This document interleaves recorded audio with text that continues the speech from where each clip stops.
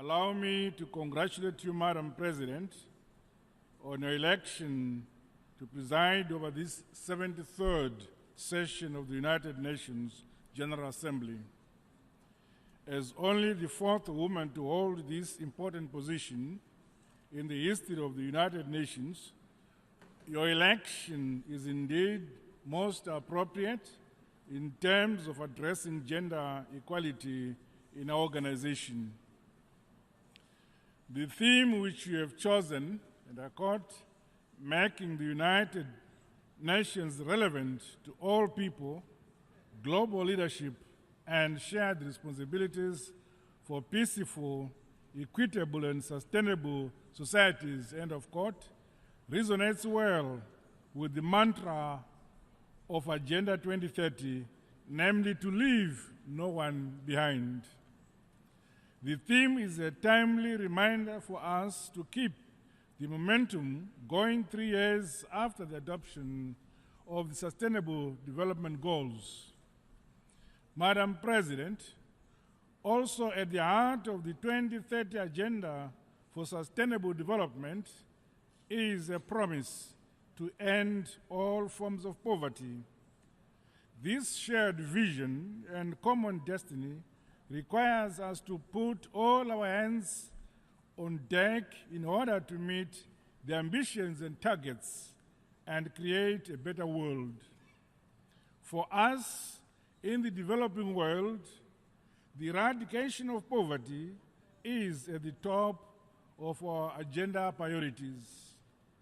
Development must equally be placed at the center of the work of the United Nations, as it plays an important role in preventing hunger, deprivation, food insecurity, disease, and ultimately conflict.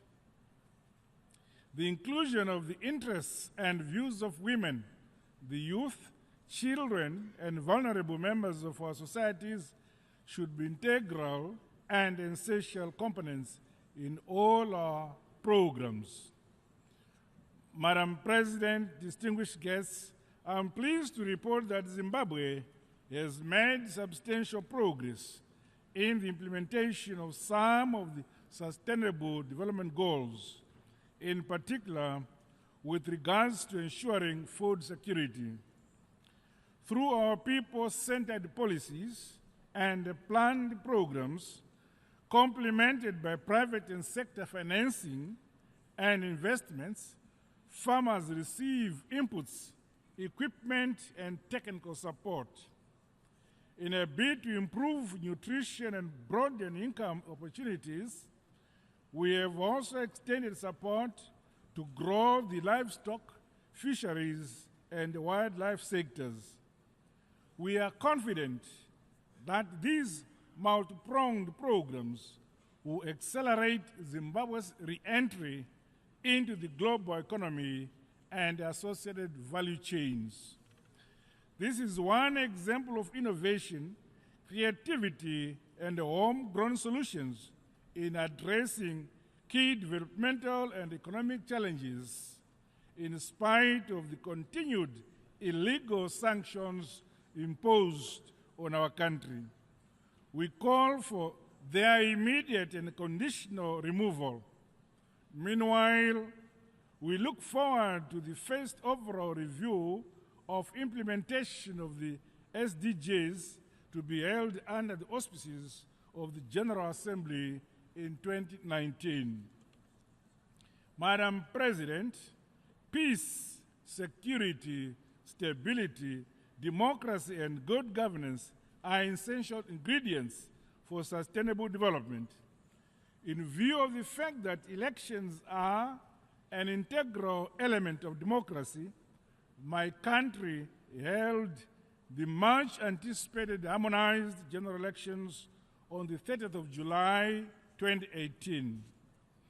Following my deliberate and conscious decision to open up the democratic space and emphatic call for peace, unity, and tolerance of divergent views among our people, political contestations, election campaigning, voting and counting processes were conducted freely, peacefully, and transparently.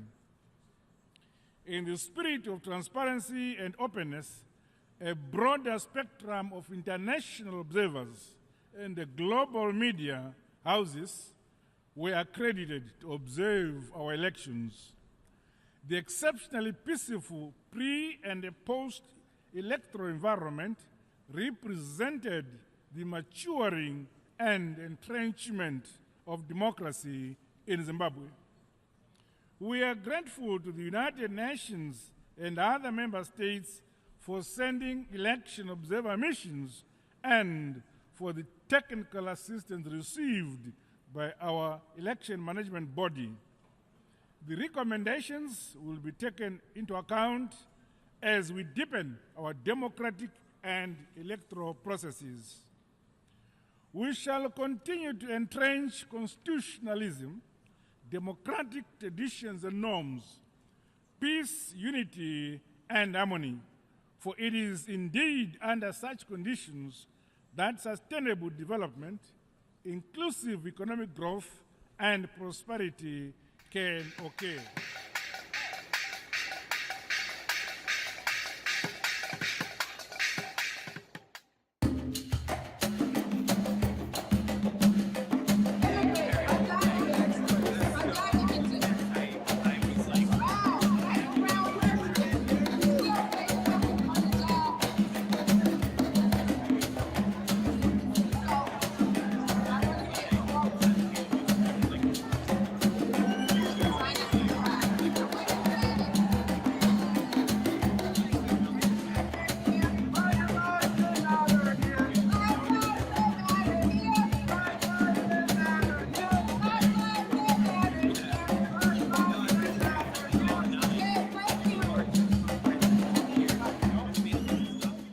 Okay, I'm gonna move over that way. That way I'll put a little less strain on them. We were talking about, if you've tuned into this show for a while, you know that we talk a lot about sanctions, about sovereignty of nations, especially African nations and nations in the diaspora. I don't know of any better group to keep us abreast of what's going on in Africa, especially in places like Zimbabwe, than the December 12th movement. And once again, it is my honor to have two members of D12 here to talk about Zimbabwe, the sanctions, and how Zimbabwe is doing. I don't know if you've, well, it's kind of difficult to keep abreast of what's going on if you are relying on mainstream media, because they tend to black out any concern that people around the world have with the policies of the United States as it affects them directly. We opened up with, that was President Emerson Mnangagwa from, see, I did that good. I did that good. I'll work on it. From Zimbabwe. And a lot of times they would have you believe that Africans are either savages or complete idiots. That was from the UN 73rd General Assembly, which was in September. I think you were with us right around the day that happened. And that was the president of Zimbabwe speaking to the United Nations. So you understand, you heard right from his voice. I'm not telling you what he did or did not say. You heard him say it. He is cogent, he is logical, and he wants the best for his people. With that, I'm going to turn it over to you guys, because you've been very busy this weekend, what with Malcolm X and fighting for the rights of African nations, especially Zimbabwe. I'm going to turn it over to you guys, and you can start it off wherever you want to. I got Roger, and I got Imam, I got D12, and I'm not going to talk a lot. Oh, that'd be a change. It's my show. I get to talk when I want to. Well, let me just start with thank you for inviting us on. This is an important outlet, you know, and particularly in these days where there's just very little black talk, anything, video or audio. It's important to be able to have access to the community. And like you said, a lot of things are blacked out or whited out, however you want to put it, because they're very important to us. And Zimbabwe is important because Zimbabwe has our back. You know, I think I refer back to the statement, we were listening to Malcolm on Sunday, you know, when we were out at 125th Street for the shutdown, where we insist that the stores shut down for 3 hours of commercial silence in honor of Malcolm X. And part of what we were doing that day was playing some of Malcolm's, you know, excerpts of some of his speeches. And he talked about the time when, like when I was growing up, there used to be a saying, you don't have a Chinaman's chance, because China had no status in the world. It was a colony. And he said that after China gained its independence and Mao and the Communist Party of China were in charge, and China became a world power, they didn't say that anymore, because Chinese outside of China knew that China had their back, and Chinese outside of China had China's back.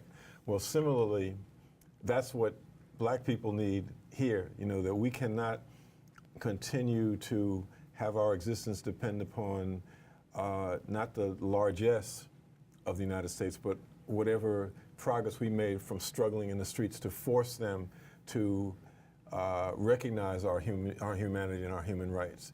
That we have to have something outside of that, you know. And Malcolm always talked about, you know, the putting ourselves in the world stage, in the international arena. We have to have something outside of that to have our back. And Zimbabwe as a microcosm represents that. Zimbabwe being the only African country to this point which has really had the nerve and the, you know, they would, if it were a person, they would have called him an uppity in those days. I know the phrase. I know the phrase. And so it's important, which is why when some people say, well, why does the United States focus on Zimbabwe? It's a small country in East Africa, 15 million people, landlocked. How is Zimbabwe a threat to the security of the United States? And it's a threat not in its physical existence, but it's a threat in terms of the idea it represents, of the fact that, you know, you're a small country and you can stand up to the United States and Britain and the European Union on the principle that this is our land. It was stolen from us, and now we're taking the land back from those who stole it from us and distributed it to our people. That's a very dangerous idea. Mm-hmm. And so that's why Zimbabwe is important to somebody who's, you know, living uptown and, you know, having difficulty paying the rent or paying the light bill or, you know, all those kind of things. And, you know, you say, well, how's this relevant to me?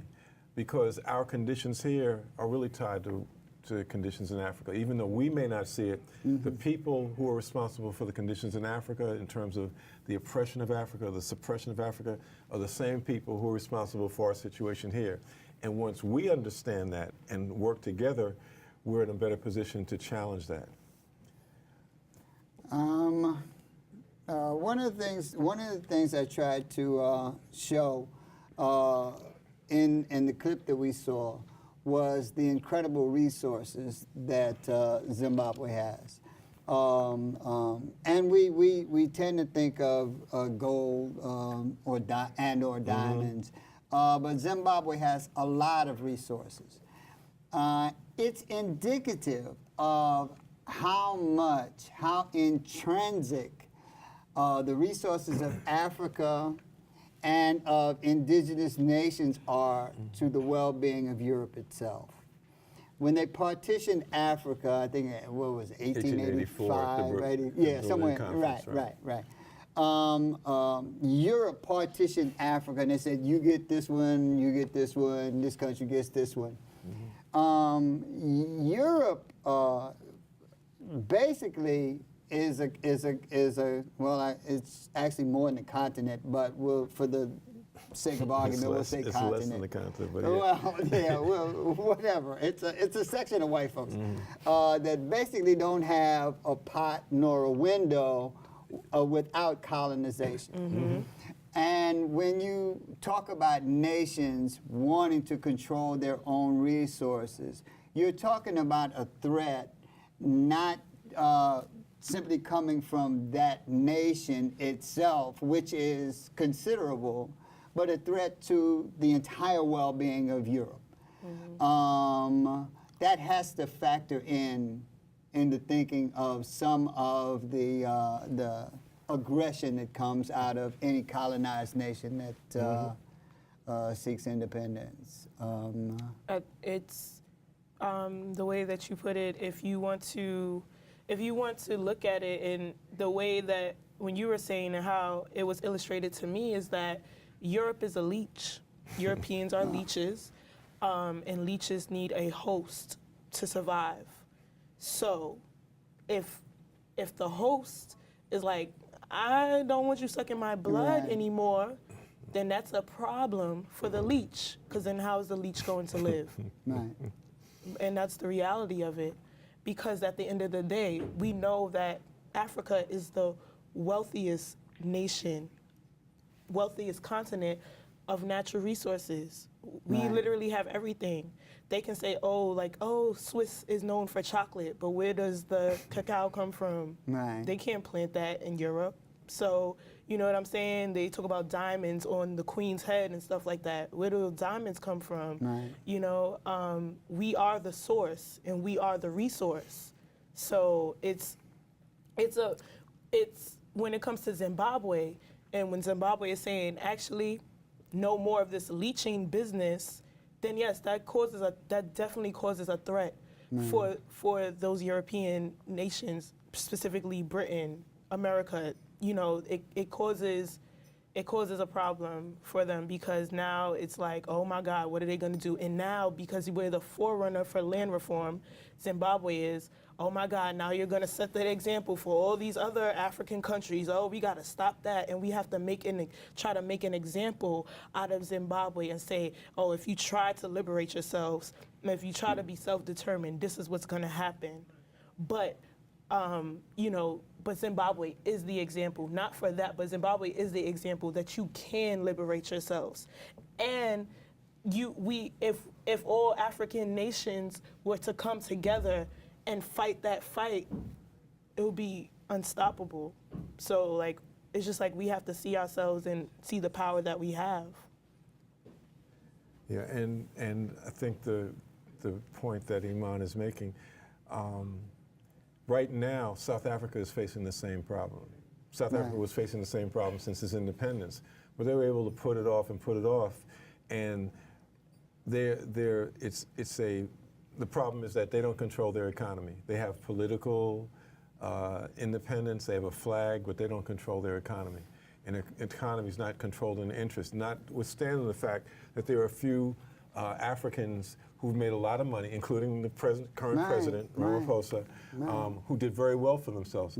It has not had any effect on the quality of life of the majority of South Africans, which is why at this point they're talking about taking back the land without compensation, because it's a demand. They're facing an uprising of the people without that. And so when people ask once again, well, why Zimbabwe is important, is because, as Iman said, they've got to make an example of that. They got to say that, okay, you got away with this for now, but you're going to be punished for it, so that they'll get people thinking, well, maybe we shouldn't do this, other countries shouldn't do this, because look at the ramifications. They almost destroyed the Zimbabwean economy. They had historic inflation, but the people persevered, the people believed in the government, and ZANU-PF was working in their interests, so that when they were at their lowest point in 2008, it was hyperinflation, and there were lines for everything. The ZANU-PF triumphed. The people still persevered. They had put in a opposition. They had installed an opposition. The Movement for Democratic Change, the MDC, was installed by former, white farmers with some black people up front. And they thought they'd be able to take the government that way. And at their closest, all they could do was be in there as joint members of the parliament. But in doing that, they exposed that all they were really interested in was not the welfare of the country, but getting a Mercedes and having a job and a title and being able to be driven around. So they have no credibility at this point. So, which is why this Saturday, May 25th, which is African Liberation Day, we're going to be going to D.C. to talk to demand that, to go to the White House to demand that your president, Donald, All right, I got a that your president. president Donald Trump lift the sanctions, because it's an issue that you don't even hear about. Even to the extent now you hear about what the U.S. government is trying to do in Venezuela.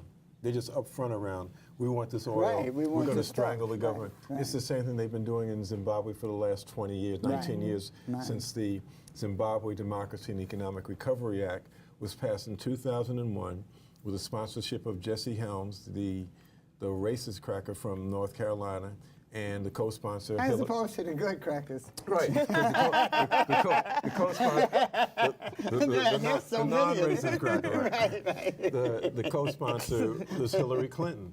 So that's quite a little tandem that they passed this law, which had it was really interference in the internal affairs of a sovereign nation, which violates international law, violates the UN Charter. Right. But it says, you know what, we can sit out here and determine, there's no democracy in Zimbabwe, because we say so. Because up until a year before that, when there had been no land taken, democracy, Zimbabwe was the democratic ideal of the West. So we said there's no democracy, and until we determine that there's democracy, which means you have to give that land back that you're taking, then we will enforce bilateral. We won't give you any loans. We will use our influence in the World Bank and the International Monetary Fund, which we control, so that you have no loans. Basically unilateral. Right. Basically, we're going to starve your economy. We're going to make conditions so bad that the people will sum up, you're the problem, not us. and that's how we're going to get regime change and get this thing back on the road that we want to. And they've gone through this 18, 19 years, and they still persevere, and they're moving forward. The United States signed an amendment to the Zimbabwe Democracy Act last August, right a week after the election, when President Mnangagwa was elected in what were free and fair elections. We were there. I was there as a monitor. And the election process there was even more transparent, was more transparent than what you see going here in the United States. Hand ballots, people monitoring it, put it in an open box.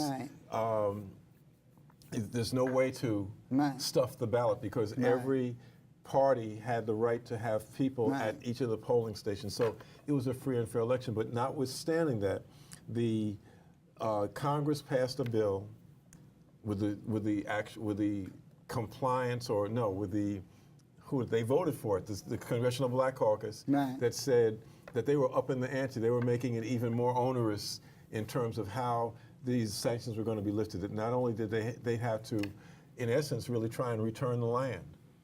And so that's why we're going to D.C., because we've got to make our quote-unquote elected officials responsible. Yes. First, we have to have the demand to the president to enter into negotiations, a dialogue with Zimbabwe around resolving this. Trump dialogues with almost everybody, but he won't dialogue with Zimbabwe. A dialogue, the Zimbabweans are prepared to enter into negotiations around how do we resolve this, because the Zimbabweans want to develop their economy. Trump isn't interested in that, and nobody knows about it, which is why we're going to D.C. to highlight the fact that not only are the sanctions been onerous from the beginning, they're getting worse and they're continuing, and the president needs to take a stand around that.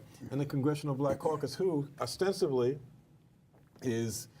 comes from us, when the Congressional Black Caucus first formed in 1967, 68, I mean, they were the conscience, they were the voice of black people in the Congress. You had people like Ron Dellums out of California and Charles Diggs out of Michigan, who took positions in defense of black people home and abroad. They understood the connection. They understood that they really had no power unless there was a strong and independent Africa.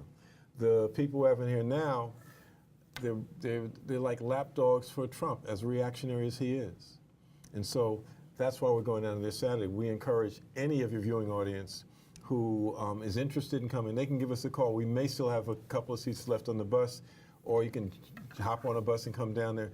We're gonna, they should call 718-398-1766. That's 718-398-1766, or go to our website, which is www.d12m.com, and you get the information. But even if you can't make it, it's important to get the information to understand its importance, and then for you to contact your elected officials and say, the sanctions need to be lifted, you need to take a position around it, negotiations need to go in between President Trump, the government of the United States, and the government of Zimbabwe. You kind of anticipated my next point. Because I've known you too long. Yeah. Way too long, apparently.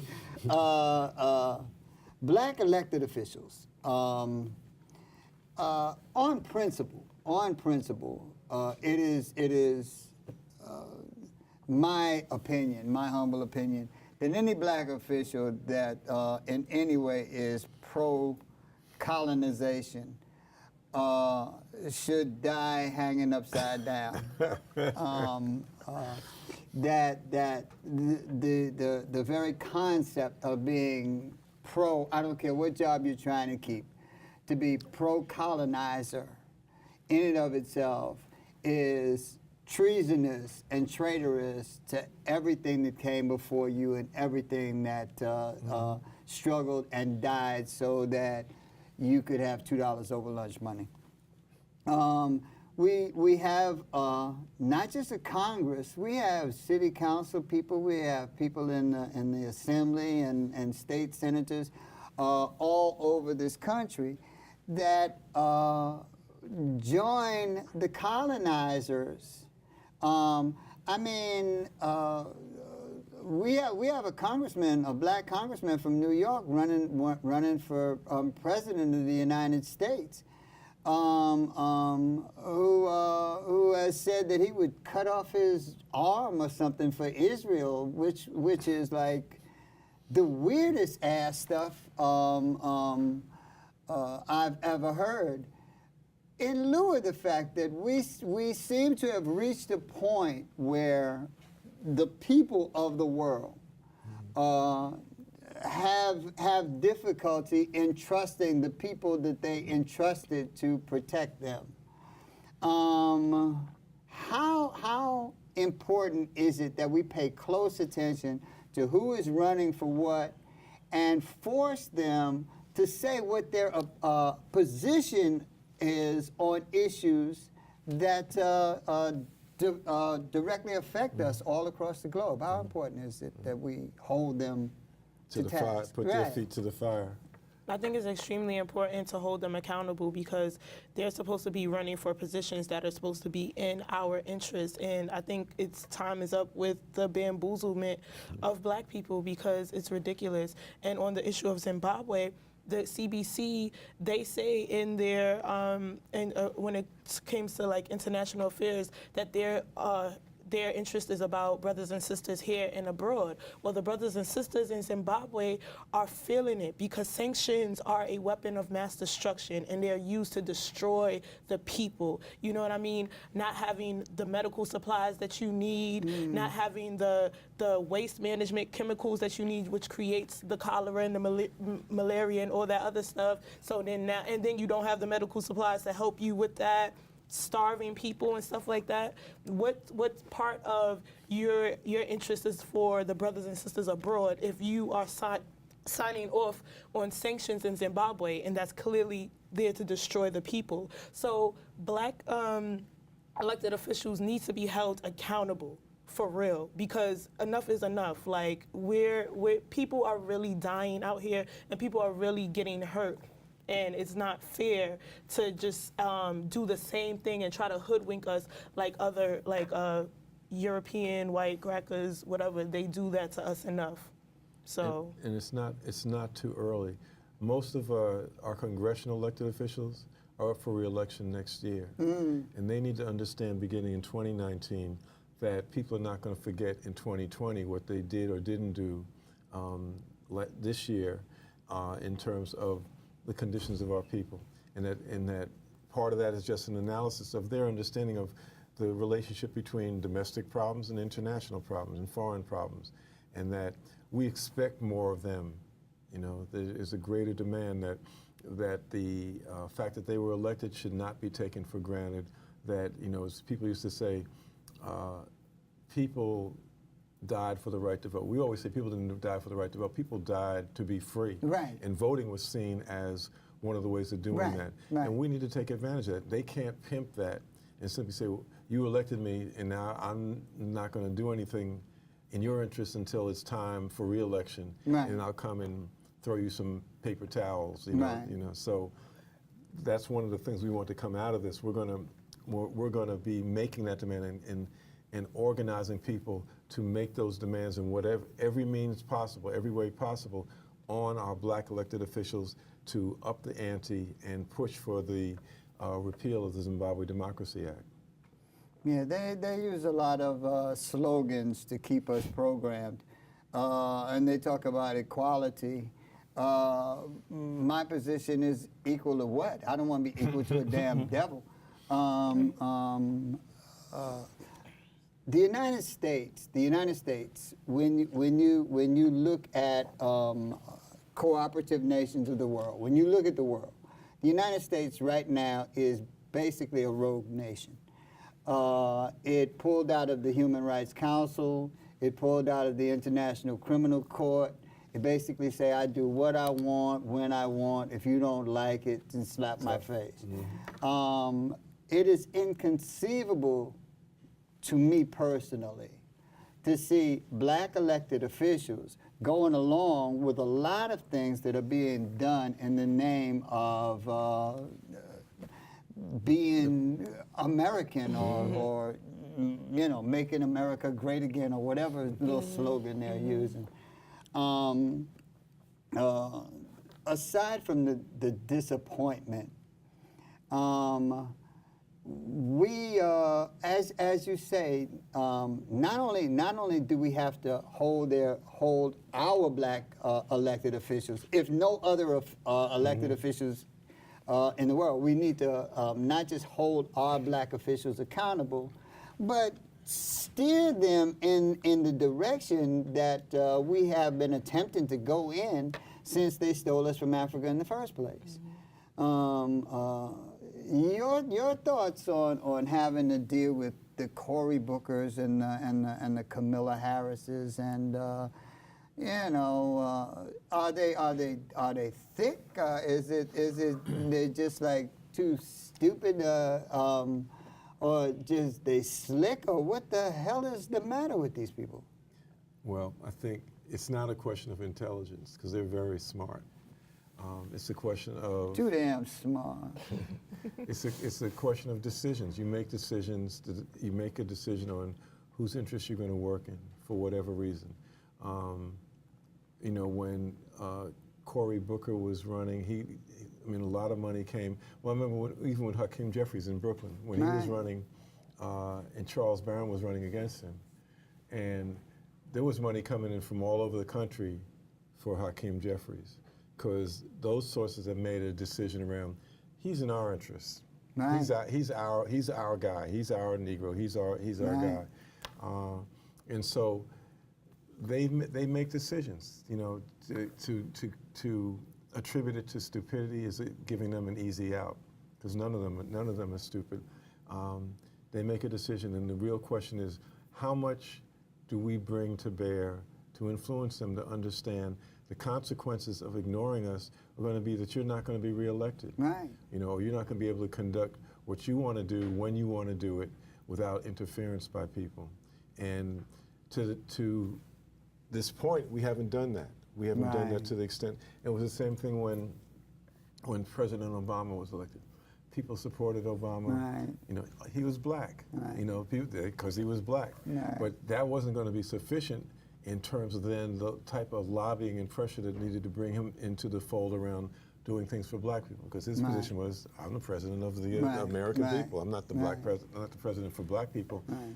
But he would take positions in support of other groups who obviously had lobbied him and brought more power to bear than black folks. And so it's the same on a smaller scale, on a lower scale, with our congressional representatives, with all of them. We cannot confuse democracy with, oh, every September or November you can vote. That's not democracy. Democracy is 24/7 full-time participation and bringing your influence on your elected officials. And so that's why, like I said, we keep pushing this question of Zimbabwe. the United States and Europe leech off of, as Iman said, leech off of Africa.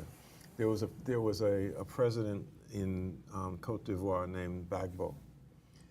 There was a contested election in 2010, and the person running against him had the backing of the West. And at some point, while it was still being contested in the courts, the French sent in troops and took him out of the presidential palace, took him to the Hague to the International Criminal Court, and put him on trial. Took his wife and arrested her as well. 2011, 7 years later, the International Criminal Court acquits him of all charges. The reason that they wanted him out was because he took the position that our economy belongs to us. Right. Most people don't know that most of the Francophone countries, the former colonies of France, their budgets, their economies are still controlled by the French. Right. Money goes from there to the Central Bank of France, and the Central Bank of France doles it back out to them. Right. And Gbagbo said, we're not doing that. We're not doing that. We're not pegging our economy to the franc or to the dollar or to the euro. Right. We're going to determine what that is. That made him a threat in the same way that President Mugabe and ZANU-PF represented a threat, because they were bucking. Right. They were saying, we're not going along with this game plan. We're not going to let you, you're sucking my blood. I'm going to pull you off my neck and throw you down. And I think that's what's lacking in the vision. In the same way, I guess, that the Jewish politicians, they support Israel, as wrong and as bad as what Israel is a colonizer in that area. But they support them. They understand that their interest in terms of being global power and being a Jew inside the United States, where anti-Semitism is rampant, Right. that to the extent that Israel is strong, it gives them some back. Even though what Israel is doing is racist, it's a different situation. Africa is just exercising its right to self-determination. It's not being based upon living off or oppressing some other country, or living off like as Israel does to the Palestinians, and is really like the voice of the West inside an area where they're a distinct minority. That's what we have to do in turn. That's what our politicians don't see the need of. And that's what we have to bring to bear. And I think that those of us who are conscious and have understanding of what's really going on, as I just said that, I thought about like The Wiz, how there's somebody behind it pulling the strings. It looks like this big old scary thing, but those of us who are conscious and stuff like that, it's our job to continuously talk this talk all the time, at all times, because these elected officials are put in by the people who are oppressed. And the reason why they put you in the office is because they're feeling the oppression that we feel as black people in this nation, and they're looking to you for hope. So how dare you use that seat to continue on with this madness? Okay, great, granted, you're in this whole machine, but if the people put you in there, then you need to be doing the work of the people, period. And the work of the people, we keep saying it, but it's the question of the sanctions. That sanctions is a word that seems, you don't, when you visualize sanctions, you don't visualize children starving. You don't visualize children dying because they can't get medication because, or that people get cholera in the 21st century simply because they can't get the chemicals to treat the water to prevent that being carried out, or malaria. All these things that are treatable. Or dialysis machines, you know what I'm saying? Like those things, like you can't get the basic necessities that you need. That we take for granted here in America or whatever, but it's just like these people are signing off a death slip on fellow brothers and sisters on the continent who all they dared to do was be self-determined. So how ridiculous do you look as you stand in the Congressional Black Caucus, as you stand talking about, yes, we're here to liberate those here and abroad. What are you talking about? You're signing the death slips of brothers and sisters on the continent. Are you even, do you even have knowledge of what you're doing? And if you do, then shame on you. or that this opinion is not simply a Negro opinion, that this is the opinion of the all the countries of the world, that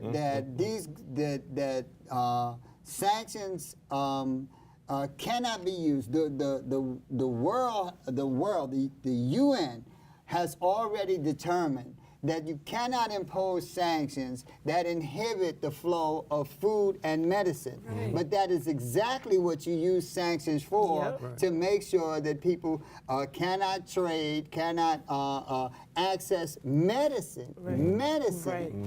Right. That there is a shipment of medicine that's going to Venezuela as we speak. We're talking about food and medicine that even other countries around the world has said, no, you can't do this, that the sanctions in and of themselves are part and parcel to making the United States of America, that controls the World Bank, makes the United States a rogue nation, that everybody agrees that this is an abomination. You cannot do this. And when black elected officials sign on to this, they are worse than the damn devil. They're the devil's damn flunky. Right, because they're, it's like they're siding with the schoolyard bully. Right. Says, it's in my interest right now, I'm going with the bully. Exactly. Over their brothers and sisters and cousins and children. That they give Right. a lot of rhetorical support for. Right. Keep saying sanctions sounds like a benign kind of word, and it's and when we say sanctions kill or sanctions are a weapon of mass destruction, people may have forgotten that before the United States went into Iraq for the second time in 2003, they had sanctions from the first invasion in 1991.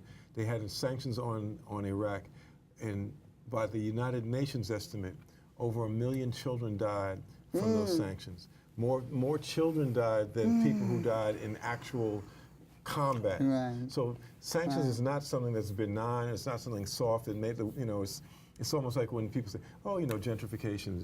Gentrification isn't a big deal. Yeah, it's a cute little word. Right. I mean, but when you it talk about sounds it being duty. ethnic cleansing, Right. then it sort of backs you up Right. around. Right. Well, why would you say that? And what is it doing? Right. And so that's why I hope if people take anything from today's show, it's to look at the question of sanctions, look at it as effect.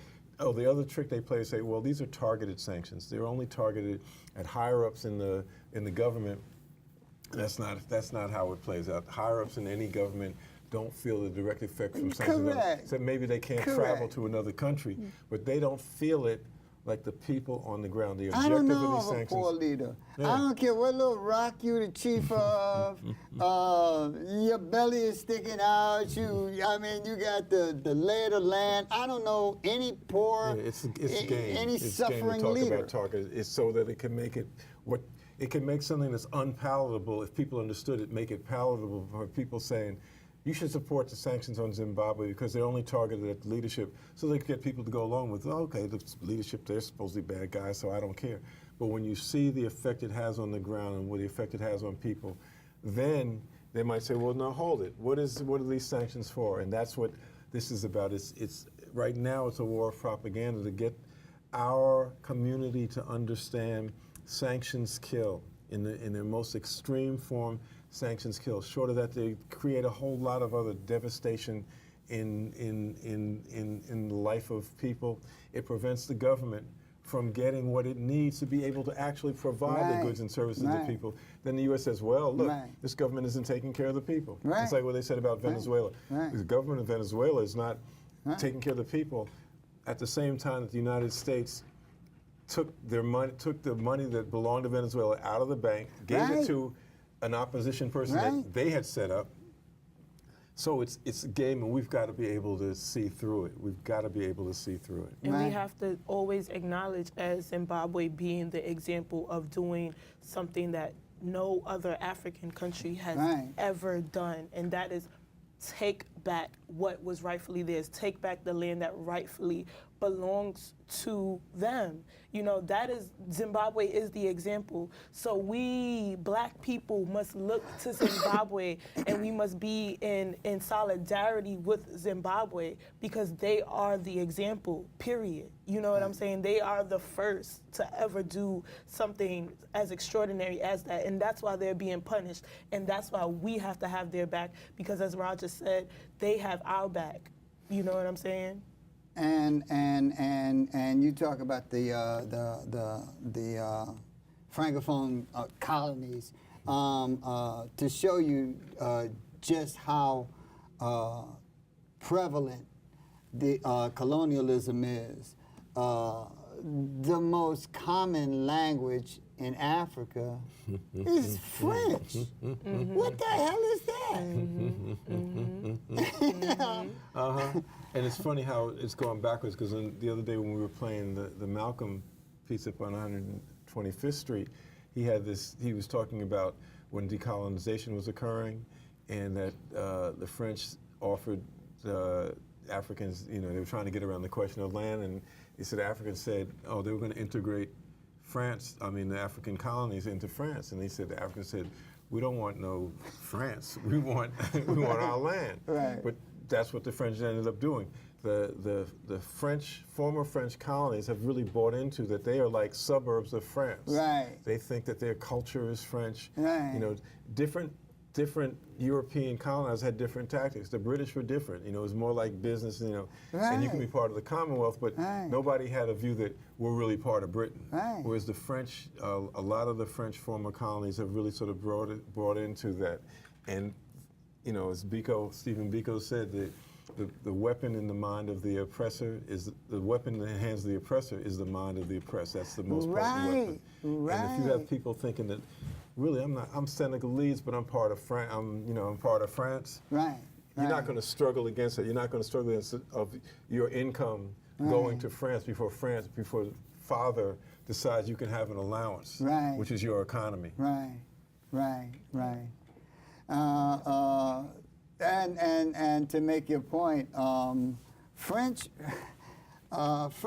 has been so good at the mind control of being French that Toussaint Louverture literally delivered himself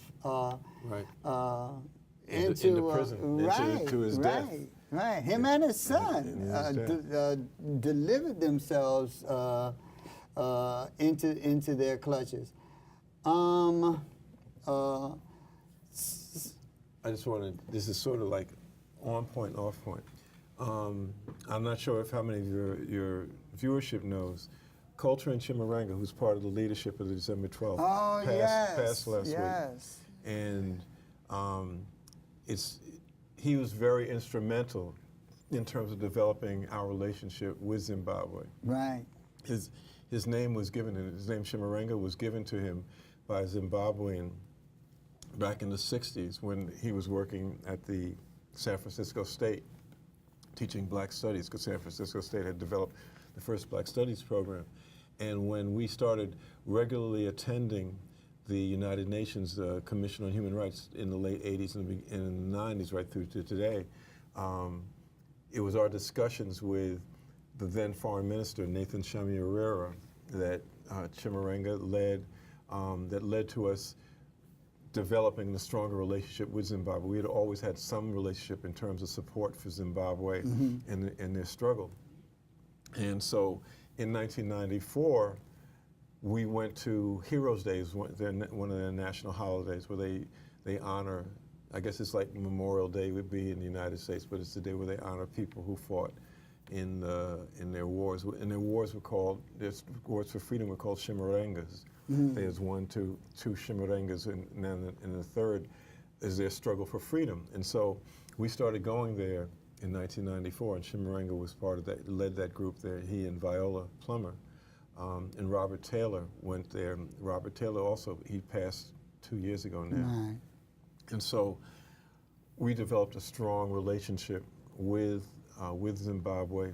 We took up the struggle against the ZEDERA, the Zimbabwe Democracy and Economic Recovery Act. We tried to fight that.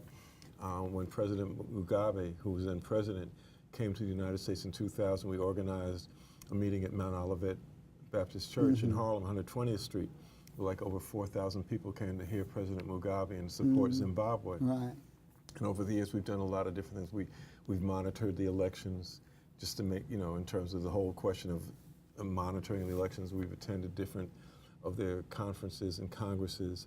We've encouraged tourism, because one of the other things that takes a hit with the sanctions is, and like you said, the portrayal of Africa as brutal and primitive. And Right. People say, do they have hotels? Do they have roads? Right, People right. it's like they Weird just finished stuff. watching a Tarzan movie. Right. And so we encourage people to go there and to see it. It's a beautiful Right. country. Right. And so over the years we developed that relationship. And so they sent condolences to us around that. And the president has even mentioned it in terms of the loss of Chimurenga. But it's a reflection of, we've got your back, they got our back. Right. And he's going to be buried there. Right. He's going to be buried there. Excellent, That excellent. was his dying wish. He wanted to be buried there, and he's going to be buried there. That's he understood. excellent. He was a Pan-Africanist who understood what the nature of our struggle And was. he was a soldier You know, too. He was a straight and for soldier. some of the older folks, right? When the streets, He when put we you be in out in the place streets, if you ain't. when we be out in the streets, we did the days of outrage and stuff.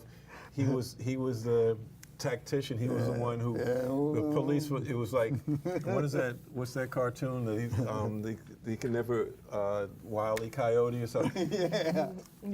And they just missed him. And that's how the police did. When we were in the streets, we went where we want and did what we want, shut things down, Right. and the police could never stop it. And that was Chimurenga, one of his genius in terms of that. And so he, and all that was part and parcel of the same struggle, the struggle for black folks' independence here, the struggle for support for Zimbabwe, because he understood what Zimbabwe meant to our back. And that if we lose Zimbabwe, if the sanctions succeed and we lose Zimbabwe and they go back to being Rhodesia in essence, then we will have sustained a tremendous loss in terms of somebody having our back as well. It's like what Trump wants to do with Zimbabwe is what he tells folks here around, let's make America great again. Because what he's talking about is, let's go back to Jim Crow. When black folks knew their place, when Negroes knew their place, and white folks was on top. That's what he's talking about. And so when he's talking about support for Zimbabwe, he's talking about, let's go back to Rhodesia. Before, when these Negroes, when these Africans knew their place and didn't have any ideas or pretensions of controlling their own lives. And so Chimurenga's struggle and career in political life was a microcosm of that, of what black people en masse, what our community should be doing and making those kind of demands. Right. And he wasn't a chicken ass. He wasn't well, he wasn't afraid to take a position of leadership. There's a lot of people who are wimpy when it's time to make a decision, but no. Right, politically and in the street. Right. If some of your viewers may remember, we had the Million Youth March back in 1998 in Harlem, and Giuliani basically broke it up in order to the attack, sent the helicopter down Malcolm X Boulevard, and the police attacked, and people fought back. They were under attack.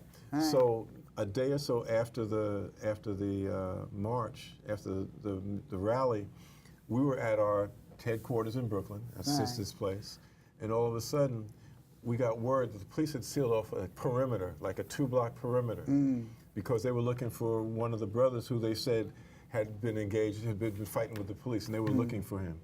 And so they came and they were going to try and come. We said, you don't have any warrants. You can't come in here. We were out in the street. And they were in combat gear. They had all the, surplus army stuff or whatever, but they were in combat gear.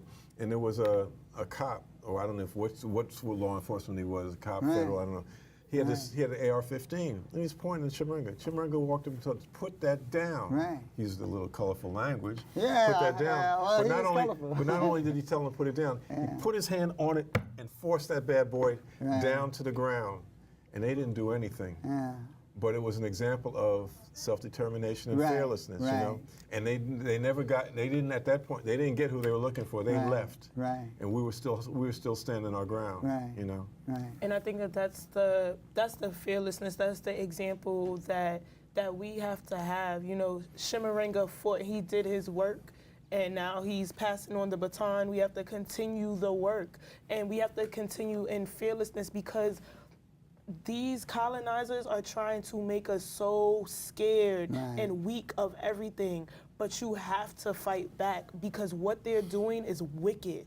It's pure wickedness. If we look at our oppression here, people getting shot down in the street. That woman just got shot 5 times after yelling, "I'm pregnant." Like, these are our realities and our conditions here. So we have to have an understanding that they're not playing with us. So why are we being passive and playing with them? You know what I'm saying? It's always those who are fearless that lead the way. Like Harriet Tubman, everything telling her, you can't do this, you can't, this can't be done. Oh my God, and you know, they would have people lynched along the line of where her route is. So how scary is that to see, like, oh my God, well maybe I can't do this. But it's just like, we have to know that it's gonna take sacrifice and it's gonna take fearlessness, and that's the only way for us to be free. We have to do the things that we may be afraid to do, but we have to do them. They have to be done. They have to be done.